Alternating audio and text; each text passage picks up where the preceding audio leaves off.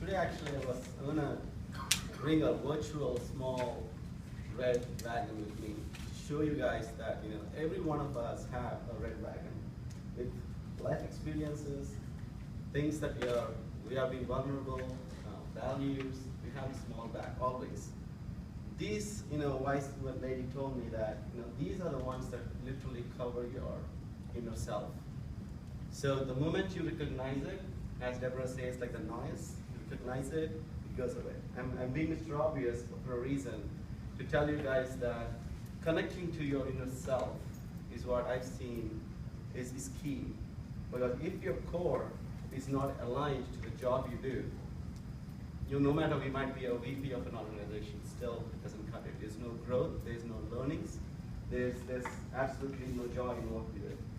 So that connection, that alignment is so key that we have to align from our core, the inner self, to what we are doing the job. So that's great, Balaram. So what next? So I strive for authentic leadership. Authenticity is my word. Okay, how do I define authenticity? If you Google authenticity, you're gonna get a lot of Google answers. Everyone defines it differently. So for my definition, authenticity means self-awareness, doing the right thing without catering for our own image. 3, focus on long term. And 4, lead with your heart. Of course, with being minded about it. Mindful, but lead with heart. So critical. In this ALDP journey, I came across great experiences. I met a lot of mentors, a great coach, the peers, my team, Keystone team. The experiences I had, and I want to share a couple of stories I had, including my own team. So first one, let us start off with self-awareness. To be self-aware, we should not fear our mistakes. If you don't fear that because of mistakes, you're going to lose. People might perceive you as weak. These are opportunities, and I saw the areas where I found myself hiding a mistake and not to tell it, just the usual. It helped me to really pause and think, and what do I learn from this? Great learning opportunities. The second thing, as I mentioned earlier, connect to yourself. It's easy to say, connect to your inner self. I have a team of around 95 people in Pune, India, remotely. So I should get up early in the morning, around 5:30, 6 o'clock. So I do get up. So when I get up in the morning, the first thing I do is I don't get up on the phone and start talking to my team. I literally take 10 minutes to meditate. I just meditate myself, 10 minutes. It really helps because that really keeps me centered, much more balanced.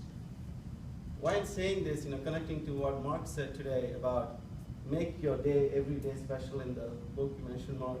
I think, I see the difference there. I don't meditate, I just jump into the fires because of some quadrant activity. I see I'd be very different for my team. My voice is different. I see it's off. It's not that happy, that day won't be that great day for me. So I found a schedule. I would suggest if you guys put some type of schedule to introspect, just appreciate the day and have your goals, some focus, that pause will really help you to get in the right direction. And the second one, I have I have a great personal conviction to go behind to knowing myself. So what did I do is, I took Barbara's, Deb asked me to, can you get a word from the people that resonates, the word that resonates in mind when people think about Balaram. So I asked everybody around me, tell me what resonates in your mind when you talk about Balaram.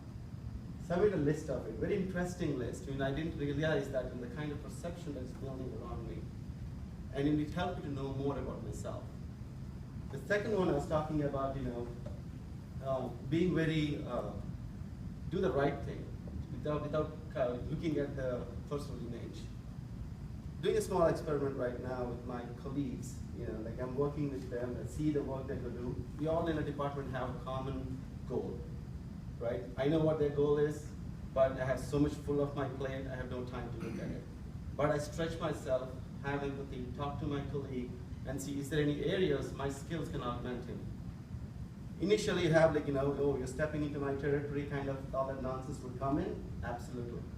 But staying to the core, being authentic, would definitely inspire people to be the authentic way of connection. So I'm trying this out. This is how my journey continues from here. And the third one is lead with heart. And of course, fully mindful. Be direct, but be empathetic. So this is something I've seen with my team. And also, I connect to my team by being vulnerable too. Means like I would say like, you are my, because there's some sales incentives kind of processes, very complex processes. So I became a student for my team member. He was really he's thinking like, he's a director, he might be knowing stuff, and I didn't know it. I was vulnerable to him. But that increased the collaboration, motivated, it completely changed the kind of the respect that we have for each other. So it really helped us to take it to the next level as a leader and my follower. And leading with heart is such an important thing. I take it very, very seriously that, and I'm very aware about, how am I being perceived. The third one, focus. Focus on long term. Short terms are, I feel, a little pale. So I would take long term, I work with, okay, this is my long term goal. These are the people I'm working with. So how do I enable them? So with the LDP, what I did is, I did a couple of things. One is, I shared all the content we get. I used to share with them and set myself as an example, saying like, when I say something, I have to follow. So being more vulnerable, setting myself accountable for what I'm saying, and expecting the same from my team.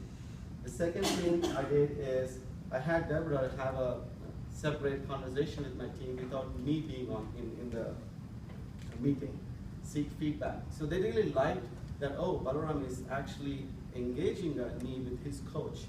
So they got an opportunity to talk to Deb and how the coaching experience would be. So connecting them, sharing with what all you learn, actually helped me to connect with my team more.